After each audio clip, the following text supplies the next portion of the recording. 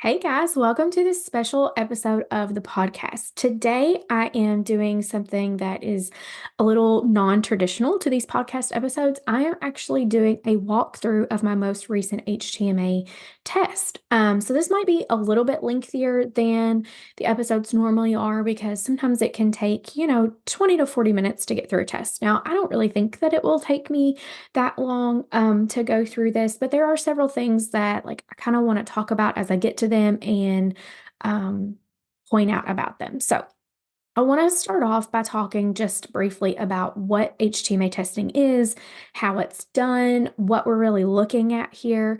So, if you don't already know, HTMA stands for hair tissue mineral analysis.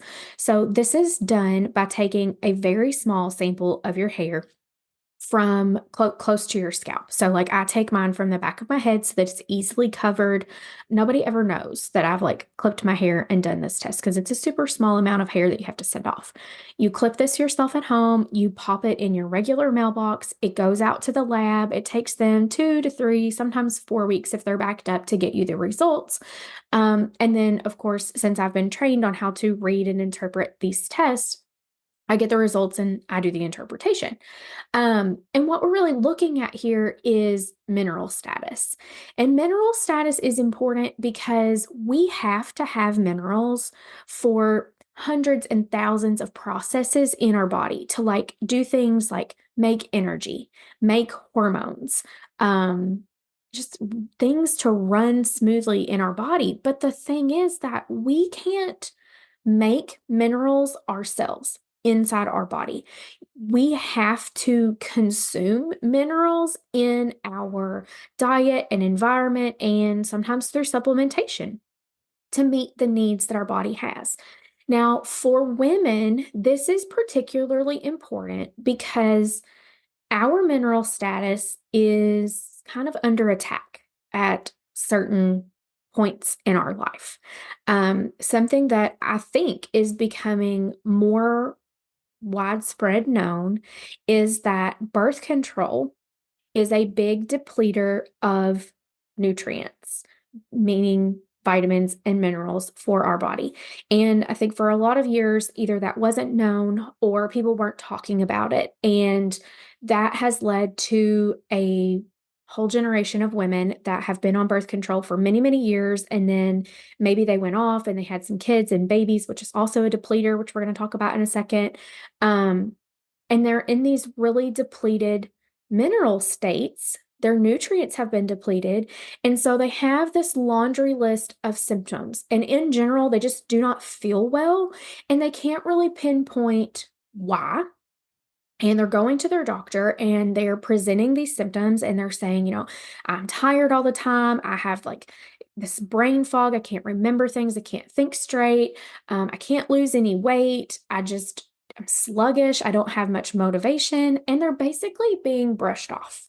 And then, either it's, well, you're a mom now and, kids are tiring and you're really busy and it's normal to feel like you're tired all the time. Or if they are in the category that they're getting older and they don't have maybe small children anymore, they're like, well, you're getting older and your metabolism's slowing down.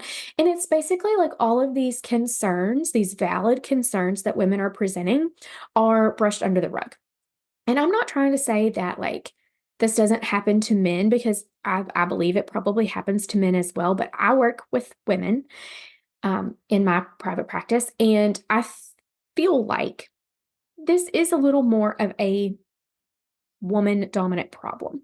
Um, and as I mentioned earlier, another thing that really sets women up for this nutrient and mineral depletion is that being pregnant, and then if you choose to breastfeed, is also extremely depleting to our minerals and our nutrients and our vitamins because we are not only during that time sustaining our own body's needs, but we're literally creating life and we're passing these nutrients and these minerals and these vitamins on to a growing baby.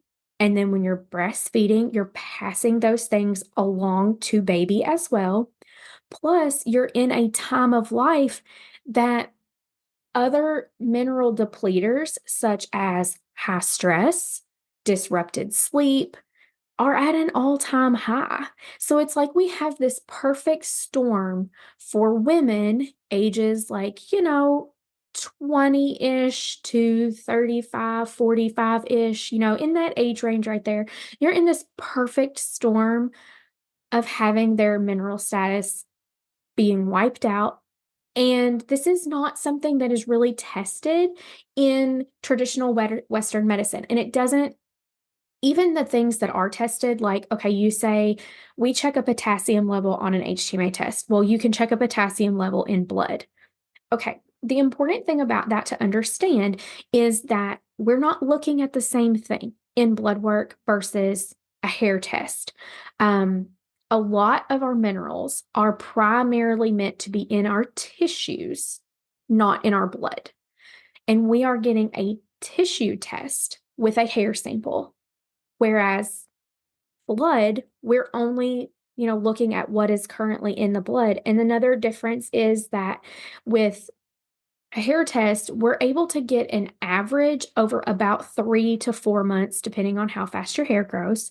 With blood work, you're only able to see that one specific point in time, what the level was when the blood work was drawn. So there's just a lot of differences there and a lot of advantages to using hair testing. And unfortunately, it's just not used a lot in traditional medicine because it's not something that doctors have been trained on. It is a very well-known testing method and practice in functional medicine, and hopefully at some point they will begin to use this more in traditional medicine as well. I get a lot of questions sometimes about like, how long has HTMA testing been around? Is it well studied? Is it accurate? And it's been around for years and years and years and years and years, and they have done lots of studies on it. So if that's something that you're curious about, let me know. I can send you like some research articles and things that I have like read. Some of them I've read, some of them I've just had shared with me from like my mentors in HTMA testing that have helped teach me this practice. But I'm not going to bore you guys with all of that on this podcast episode because that's not really what we're here to talk about. Today, we are looking at my most current HTMA test. So I'm recording this, it's January 26th. I just clipped the sample at the very beginning of January. I got my results back around the 11th of January, and I haven't really done a whole lot with them yet because if you guys have been listening to the podcast, you know that I'm pregnant and I'm very early on in pregnancy, and I pretty much clipped this sample and sent it off to the lab as soon as I found out I was pregnant because I wanted to know where I was at because again, pregnancy is a big depleter to minerals, and I knew that from my past tests, I was already in a depleted state.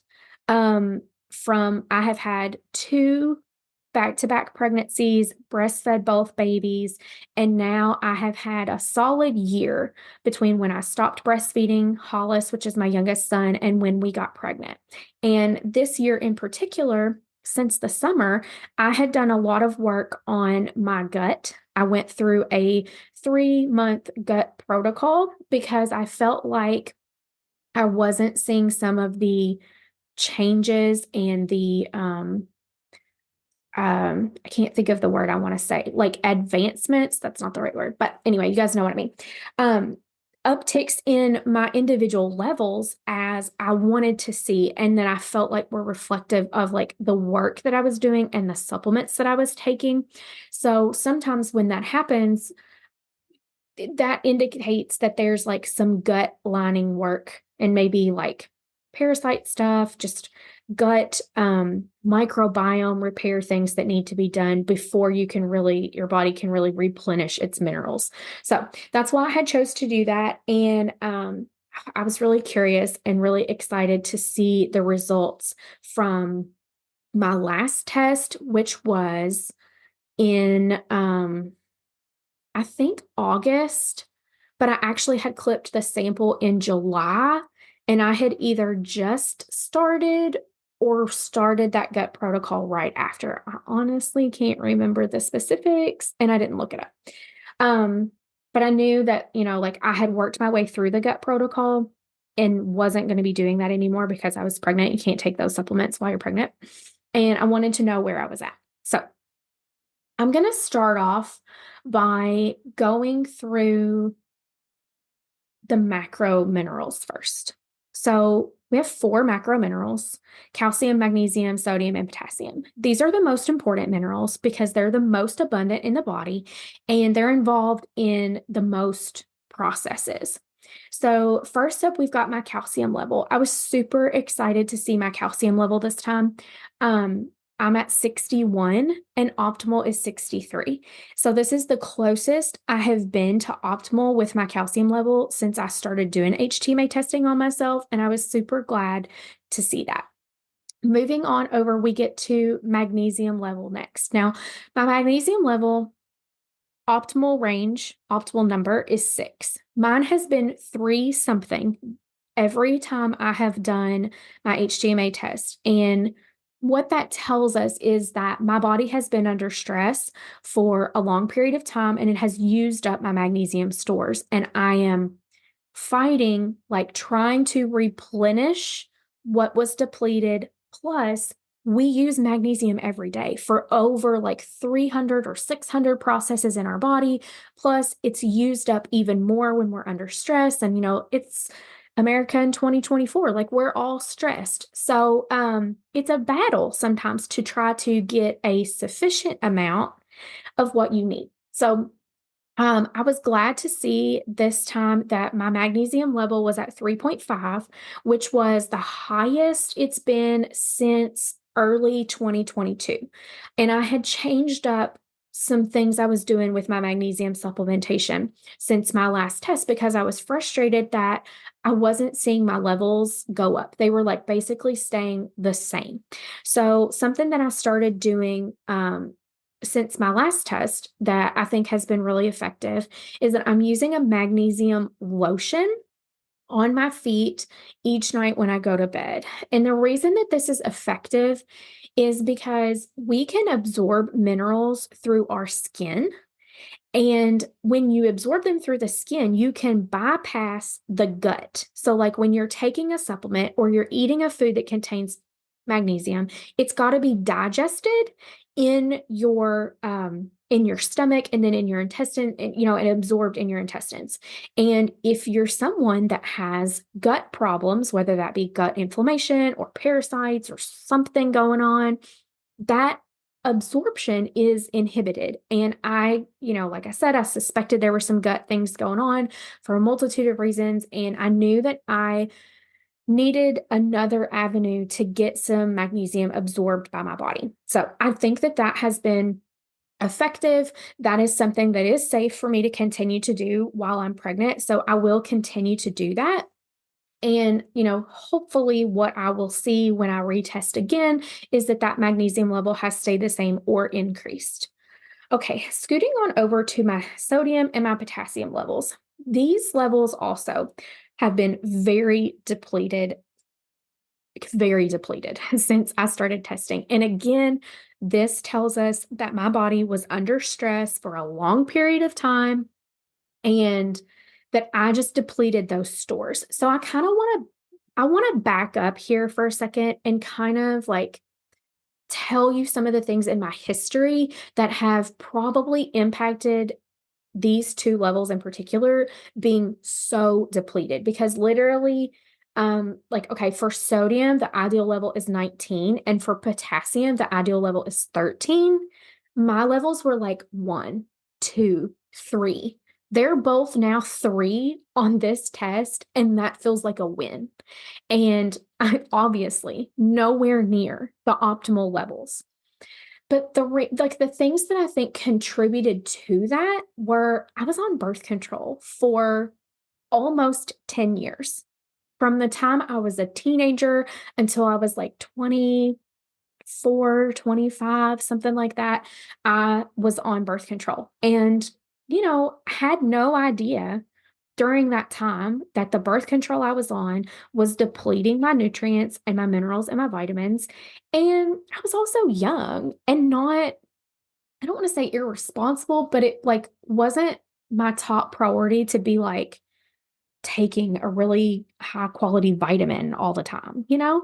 And I don't feel like I've ever eaten a super crappy diet, but also I probably eat better now than I did then, a more nutritious diet now than I did then. So between that, I also had my gallbladder removed at age 19, which now that I know more about that, really impacts your digestion and your body's ability to absorb nutrients from food because it messes with your bile production. Um, and I think that has also played a big role in my depletion overall.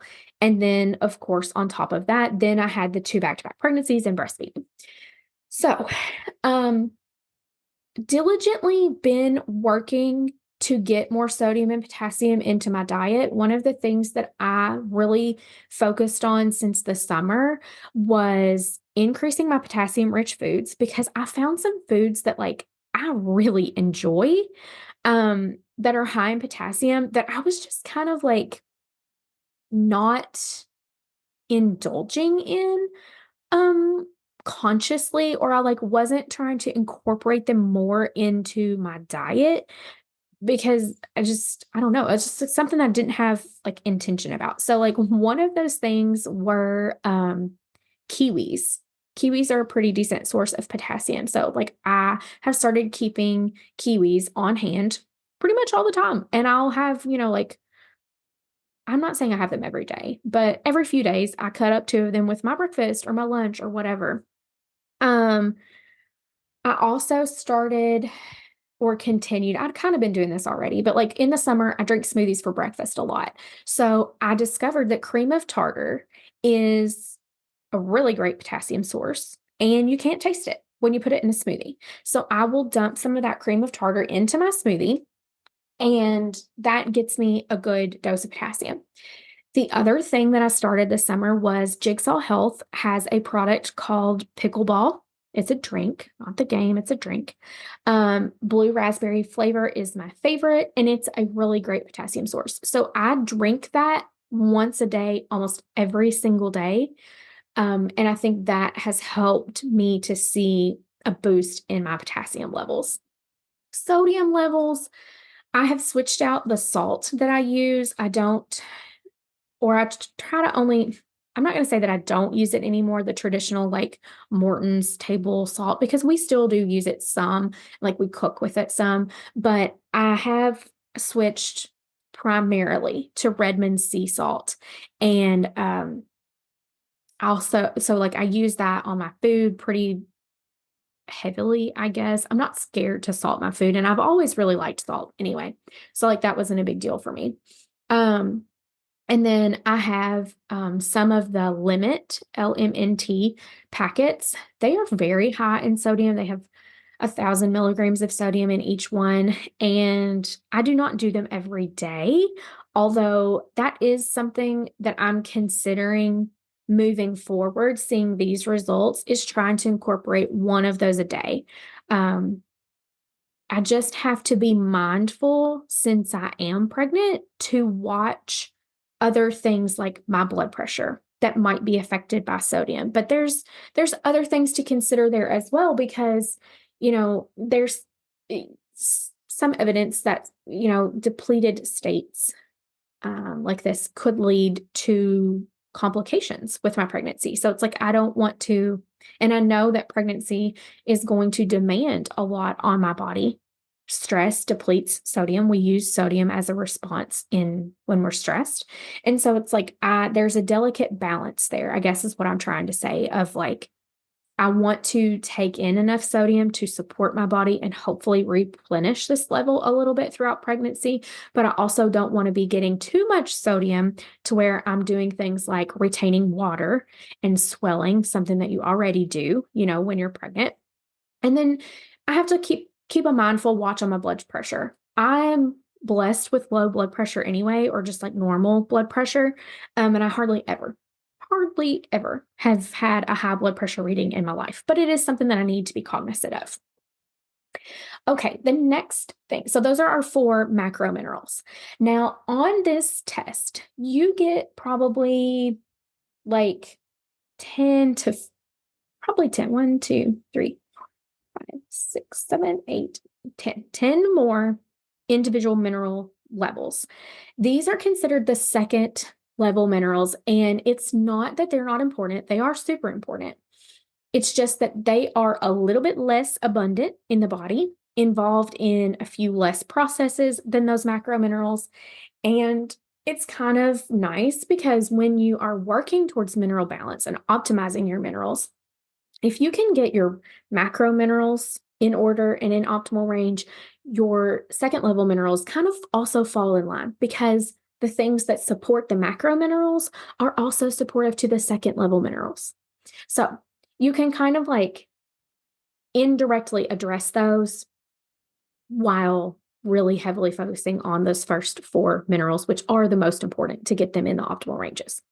But I like to look at the second level minerals. We have the data there, and it does inform some particular like steps that I like to take in my normal day to day. So the first one that we've got here is copper. Now my copper level was 1.2, which is low. I do need some more copper, and I plan to up my beef liver supplementation that I do because I was currently taking about a half dose, and I'll probably bump that up and take the full dose for a little while. Copper is delicate. You don't want to get too much of it, and it's definitely not something that I want to get too much of and then pass to my baby. So, that's definitely something that I would consider. I would encourage rather you to do your own research on taking beef liver supplementation while pregnant because it is a little controversial, but I have done my research and I feel comfortable taking that while I'm pregnant. So that's what I'm going to do there to support copper. My zinc level is 19, which is high. It's supposed to be 16.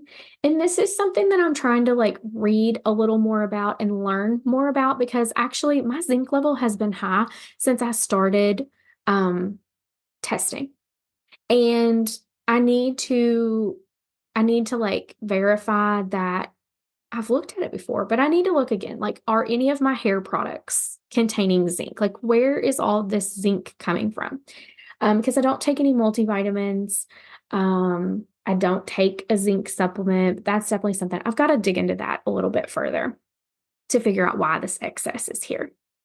Then we've got phosphorus. Phosphorus is really important for your metabolism and your overall metabolic health. Mine this time is at a level 14. Optimal is 16. So I'm close there, but it probably means that I need to increase my protein intake a little bit.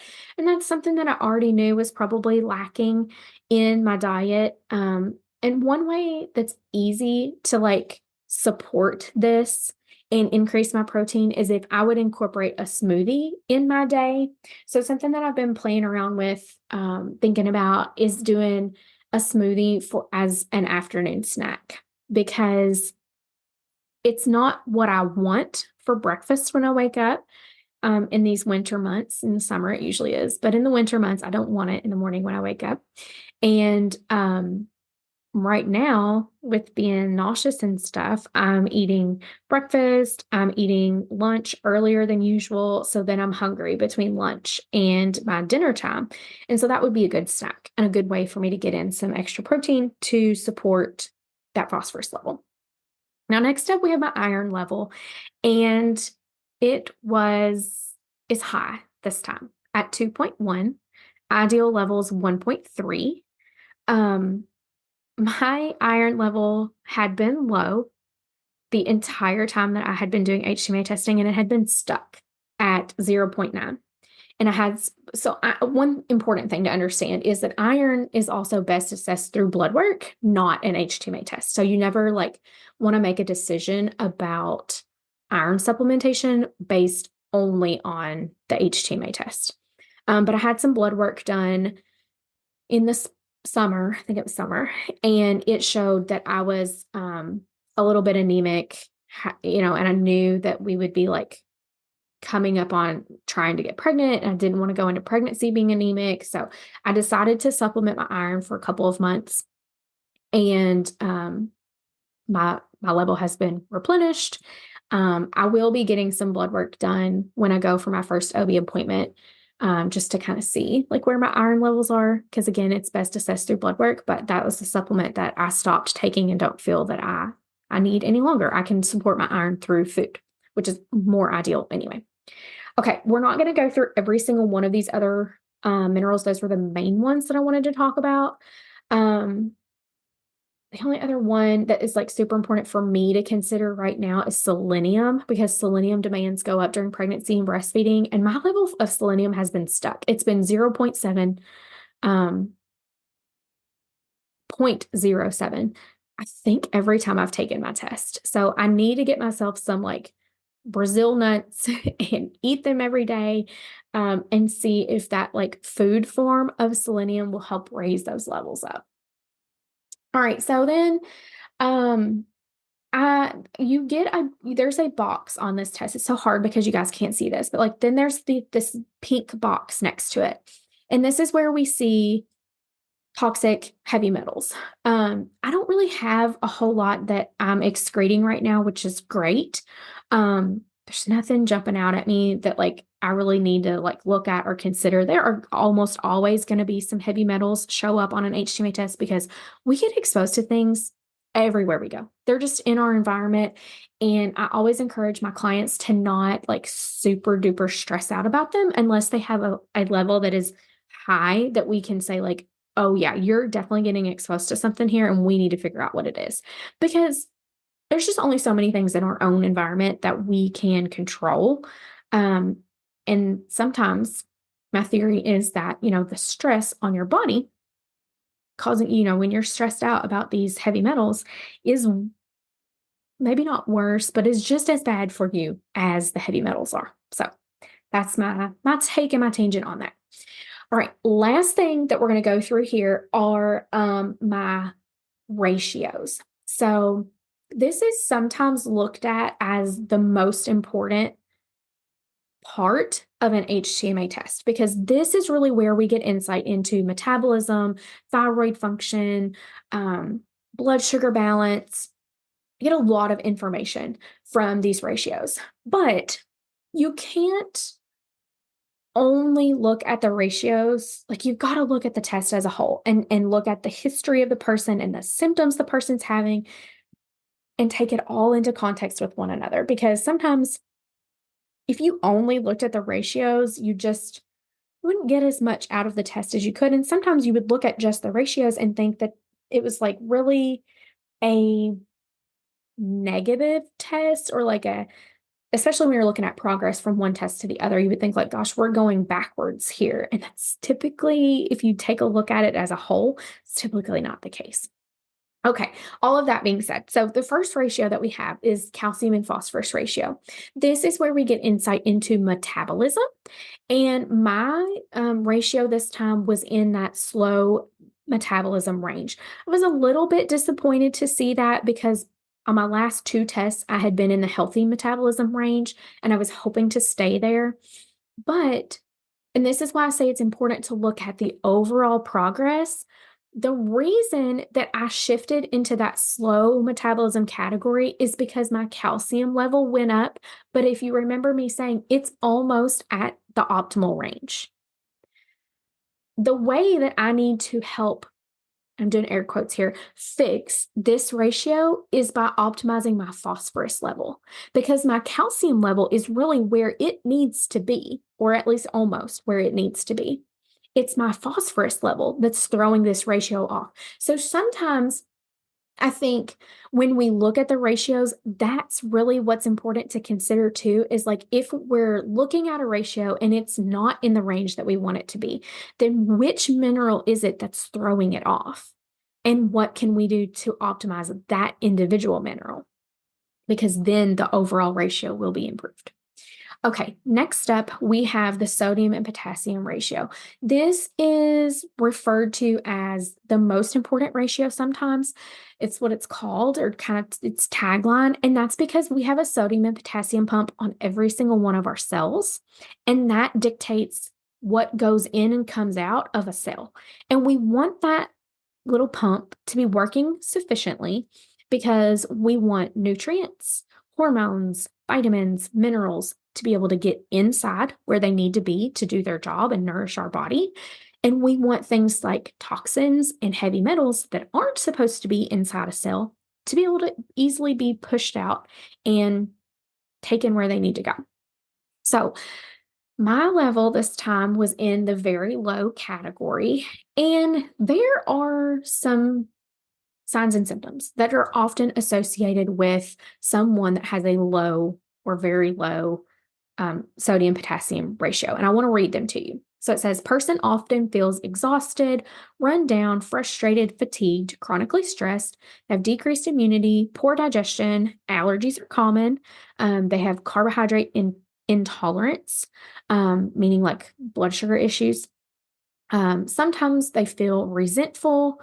They might be hostile or like on edge, and then they may experience liver and kidney stress. So I'm not saying that I check every one of those boxes, but there are a lot of clients that I work with, again, myself included, that as moms, we do feel exhausted, run down, frustrated, fatigued, chronically stressed. And this is probably why, and it's that depletion that like leads to these feelings, and it's like, here is a reason.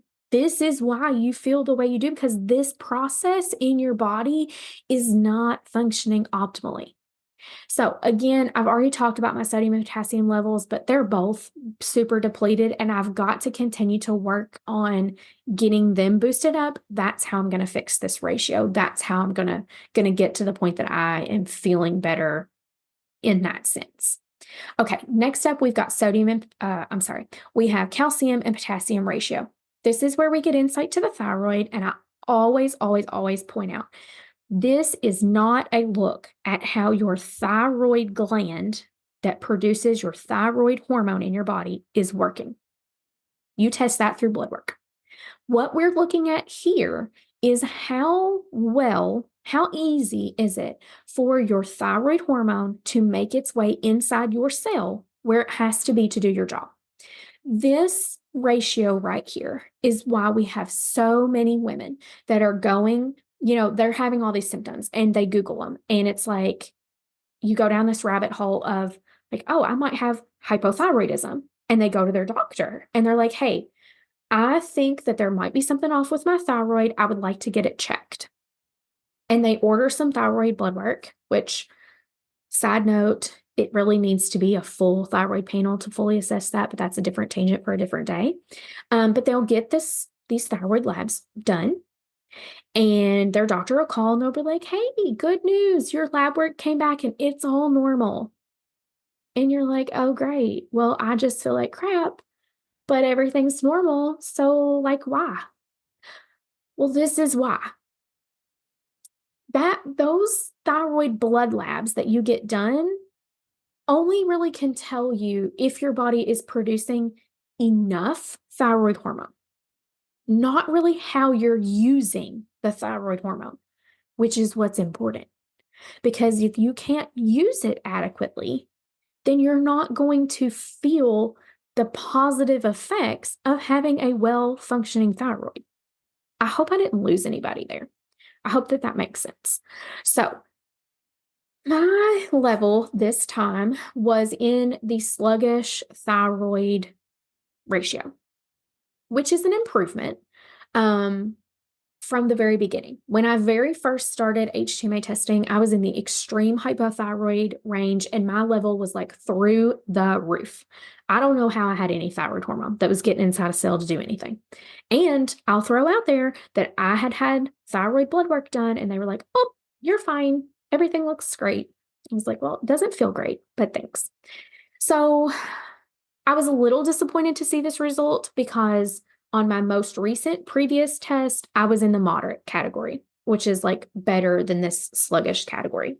However, again, this is why it's important to either understand the importance of looking at the test as a whole or working with a practitioner that gets it and knows to look at it as a whole. Because what changed this time that impacted this ratio was that calcium level. And again, that calcium level is so close to being at optimal range. And we that's what we want. We want it to be near optimal range. So my intervention to help address this ratio is to continue to work to optimize my potassium, because that's what's really going to impact this ratio in a positive way and help me to feel better. Okay, we've got one more ratio to talk about. Oh no, two more, sorry. So next up, we've got sodium and magnesium ratio. This is the adrenal ratio. Bless this ratio. I need to do the math again. I did the math about this time last year, and over 90 something percent of the clients that I had worked with, plus myself, all had adrenal fatigue on their HTMA test. And again, I think that this comes back to just this generation, this age gap that we're in as women of being on birth control, being moms, being stressed, being, breastfeeding. It's like all the things. It just sets us up for, it's just the perfect storm for adrenal fatigue and mineral depletion and such and such. So this is extremely common. I almost all of my clients start out in this extreme adrenal fatigue category. And honestly, it's discouraging. And it's kind of like a slap in the face when you see that on your results, because it's like, whoa, extreme adrenal fatigue sounds pretty extreme. Like I didn't realize that I was in such bad shape. But no, neither here nor there. Like I said, it's very common. And it's because with this ratio, we're looking at sodium and magnesium, the two minerals that we use up the quickest for our stress response. And if you just think about how stressed you are on a normal day-to-day basis, plus on top of that, you put in physical stressors, like if you're working out, then you work like a strenuous job. Then on top of that, you put in disrupted sleep, which is a stressor. Then on top of that, you add in environmental stressors, which we've already kind of talked about, that like, yes, some things we can control and we should, but other things we can't control and we shouldn't stress about it. And then you have your emotional stressors. And it's just a lot. It's a lot. So we burn through that sodium and magnesium. And if you're not really intentional, and honestly, sometimes even when you are intentional, it's still not enough and your body's burning through it. So I have been in this extreme adrenal fatigue category every single time I've tested, which has been, to be honest with you, super frustrating, because I'm like, I feel like I'm doing all the right things. Why is this not working? Why is this not getting better? But then I have to stop myself and I have to look at the individual results. And with every test I've done, I've made improvements. And I am so close this time, so close to busting out of this extreme adrenal fatigue category and moving up into the moderately sluggish adrenal category.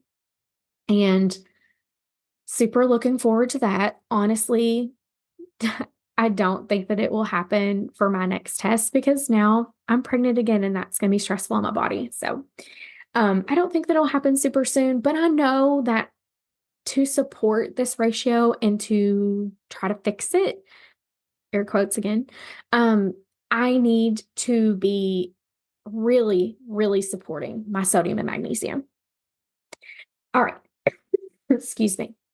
Last ratio we're going to talk about, and then I'm going to wrap this episode up because it's getting long. And I know this is a lot of information.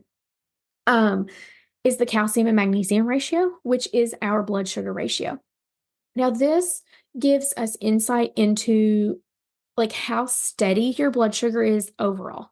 And like, do you have a tendency for high blood sugars? Do you have a tendency for low blood sugars? Or do you have a tendency for either one? Like it could just be that we can see that your blood sugar needs TLC.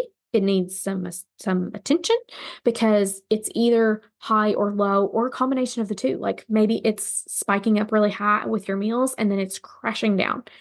So this time, blood sugar has been an issue for me. I've shared about that like a podcast or two podcast episodes ago about my experience wearing a CGM and why I did that. So if that's something you're super interested in, go back an episode or two. But it was in the in the high category this time, meaning that I need to be more cognizant of probably like consuming my meals in a way that's supportive to blood sugar balance because I'm already pretty conscious about looking at my meal and making sure that I have protein, I have fat, and I have carbs on my plate. One thing that I do need to be more mindful of that, but just hasn't been super appealing to me lately, has been the fiber. And that's huge for blood sugar balance. So my biggest takeaways from seeing this ratio this time was that I need to be getting in more fiber and I need to be really diligent about it. And when I sit down to eat a meal, I need to try to eat my fiber and my protein first and save like my fats and my carbs for last because that does I've experimented with this for myself when I wore my CGM and then there's like glucose goddess. She has a whole account on Instagram that talks about this particular theory and how it impacts your glucose levels. So I'm like, that's something easy that I can do. And again, I need to take this ratio into context with everything else that I know and with the fact that that calcium level is so dang near optimal. So it's like you don't want to be disappointed by one level being near optimal and the others just aren't there yet. I hope that makes sense. Okay, so I tried to talk like as I went through how this was going to inform my supplement choices and decisions moving forward. So there were some specific things that I called out, like I need to support my copper, so I'm going to continue taking a full dose, and I'm switching to a full dose of beef liver. I'm going to continue those pickleball drinks with the potassium. I'm going to start incorporating more of the limit packets to help with my sodium.